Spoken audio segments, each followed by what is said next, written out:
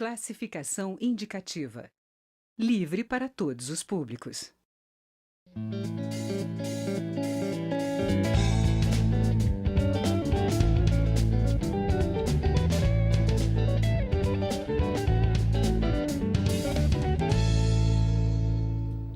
Olá! Estatísticas do governo mostram o aumento do consumo de drogas entre os jovens no Brasil.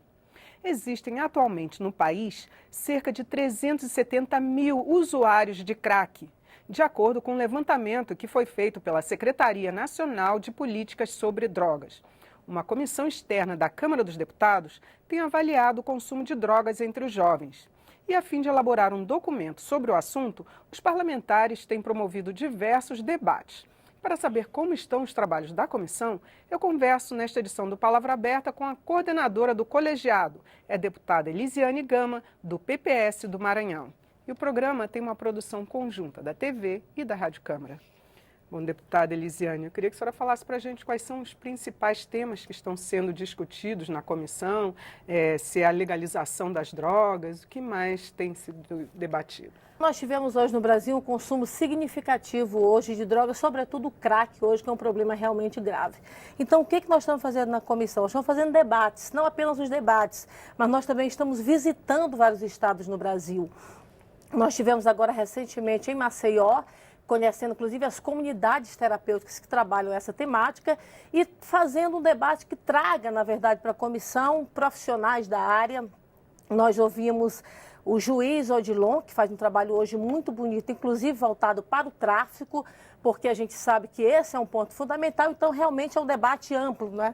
Onde a gente trata tanto a questão do usuário quanto também a questão do tráfico. Agora, tem alguns temas, por exemplo, que também são muito debatidos, principalmente agora a internação involuntária, que foi o Estado de São Paulo, né, a cidade de São Paulo, está recorrendo. Queria saber se já foi debatido esse tema na comissão. Olha, nós tivemos, inclusive, em São Paulo, Regina, fazendo uma visita, inclusive, na Cracolândia, né? Nós, inclusive, conversamos com os líderes, na verdade, daquela atividade, não apenas a parte policial, que foi um trabalho, inclusive, feito com os policiais, mas também os secretários. Hoje a questão não é apenas olhar a questão da droga a partir da legalização, a partir da questão legal, a partir do trabalho repressivo, mas também olhar a partir do acompanhamento desse usuário. O que aconteceu, na verdade, em São Paulo? Nós tivemos ali uma ação da polícia. Essa ação da polícia, no meu entendimento, não olhou especificamente para esse usuário. Houve, na verdade, um deslocamento daqueles dependentes, ou seja, eles estavam ali numa rua e foram retirados para a Praça Princesa Isabel. O que aconteceu ali foi um aglomerado de jovens e pessoas também adultas, aonde parecia filme, na verdade, de terror, né? Filme, uma coisa terrível ali, verdadeiros zumbis ali, todos amontoados naquela praça, uma situação realmente complicada. Então, a questão das drogas hoje no Brasil não é olhar para o trabalho apenas repressivo. Por isso que dentro da comissão nós estamos fazendo um trabalho amplo, que a gente possa naturalmente fazer uma avaliação do ponto de vista legal, e isso a gente está fazendo porque há uma legislação hoje brasileira que ela precisa ser revista, e não apenas revista, mas ela precisa ser ampliada e aprovada, porque nós estamos debatendo isso inclusive agora no Senado, mas sobretudo também com olhar para esse usuário, porque um dependente químico, ele passa por problemas gravíssimos. Só quem tem um na família compreende o que isso realmente significa. No momento de fissura, no momento de abstinência, ele comete coisas que são inacreditáveis, inimagináveis. Então, não dá para dizer, eu vou simplesmente reprimir, vou retirar daqui e colocar para ali, e qual o tratamento que eu estou dando para esse jovem, qual o olhar que eu estou dando para esse jovem. E isso, infelizmente, não aconteceu, pelo menos num primeiro momento, em São Paulo. Houve um remanejamento dessa população sem fazer um acompanhamento de fato desse jovem. Então, nós conversamos com o secretário, ele falou que, inclusive, iria ampliar, envolvendo as comunidades terapêuticas. Hoje, não dá para você pensar a política de drogas do Brasil sem envolver hoje essas comunidades acolhedoras, que essa é a nomenclatura mais adequada, porque faz um acompanhamento tanto anterior, durante o tratamento, como também um tratamento posterior, porque elas, de fato, têm essa preocupação. Então, na verdade, é fazer um olhar para esse jovem de forma plena, não é? Olhar para ele no momento do tratamento, fazer a buscativa, trazer, fazer o tratamento e depois fazer esse acompanhamento posterior. E como é que tem sido a conversa com o Executivo, já que a intenção é fazer uma política nacional de combate às drogas? Na verdade, nós estivemos reunidos, inclusive nós recebemos na comissão e fizemos esse debate com a Secretaria Nacional, que é a SENAD, que hoje tem um recurso muito pequeno para fazer esse acompanhamento.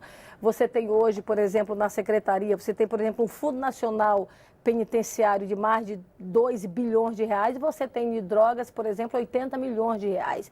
Aí você pega, por exemplo, todo o sistema prisional hoje no Brasil, mais da metade das pessoas que estão dentro do sistema tem relação direta com o consumo de drogas, não é? Ou seja, 70% a 80%. Você tem um sistema prisional hoje totalmente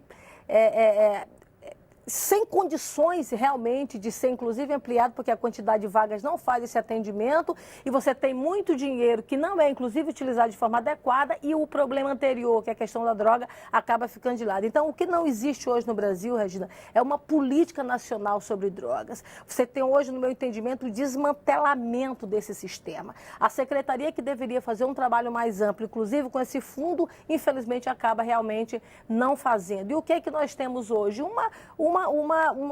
Um sistema hoje inexistente. Você não tem conselhos funcionando, você não tem casas acolhedoras no Brasil que recebem o atendimento. O recurso que vem para as casas acolhedoras é minúsculo, não dá para fazer nenhum tipo de atividade. Elas funcionam com atividade voluntariada, com o envolvimento da família, com as igrejas, aliás, quase todas hoje são comandadas pela igreja, então são verdadeiros missionários que fazem de fato esse trabalho. Então, o que está faltando no Brasil é uma política organizada, sincronizada, que tenha começo, meio e fim, que busque esse jovem, que faça o acompanhamento e que depois faça esse momento posterior. A lei que está hoje no Senado tem esse olhar. O que é que a gente está tentando trabalhar?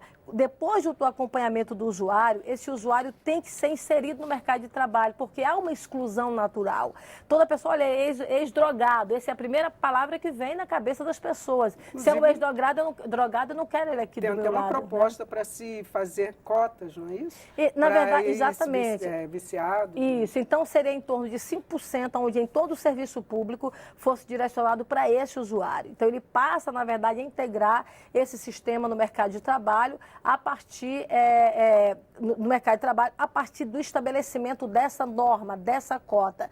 Porque com essa cota estabelecida, ele passa a ter uma garantia de inserção no mercado de trabalho. E essa inserção vai dar para ele dignidade e cidadania. Se ele tem dignidade e cidadania, automaticamente ele vai ter reinserção. Porque o que acontece hoje? Quando a pessoa tem o primeiro contato com a droga no organismo, ele tem, porque teve um problema anterior, desestrutura familiar, tem uma série de problemas, mas a maioria é desestrutura familiar, violência dentro de casa, falta de emprego, falta de trabalho, né? Então tem uma série de problemas. Então ele vem e começou. Tem o problema intenso ali de dependência, aí ele faz o tratamento, se restaura, mas depois ele fica com problema.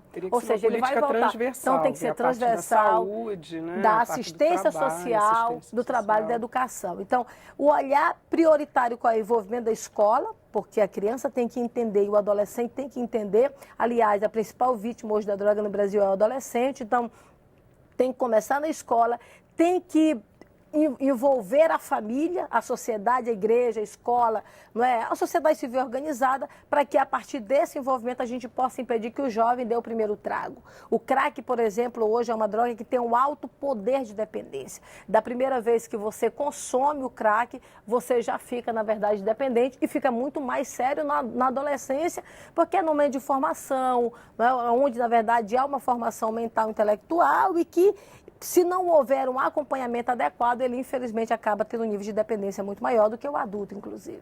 Tá certo, deputada. Muito obrigada pelos seus esclarecimentos aqui no programa. Muito obrigada, Regina.